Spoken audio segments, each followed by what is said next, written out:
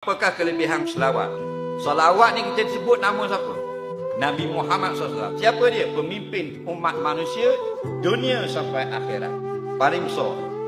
Nabi kata, ana sayyidu waladi adama yaumal qiyamah. Aku ketua seluruh umat manusia pada hari kiamat. Kata ulama yang mensyarahkan hadis, tidak sebut dunia, sebut hari kiamat. Kerana dunia itu sedikit. Bila sebut yang lebih besar, yang sedikit automatik masuk di bawah. Inna Allah wa malaikatahu salluna ala nabi. Allah dan malaikat selawatkan Nabi. Apatah lagi kita. Siapa yang selawat ke atasku sekali? Allahumma salli ala Muhammad sekali ya. Sallallahu alaihi wasallam. Mana pasti Allah akan selawatkan atasnya asyara 10 kali. Apa makna 10 kali selawat? Allah berikan ampunan 10. Dan 1 kali selawat 10 kewajikan dan dilepaskan kafarah 10 dosa.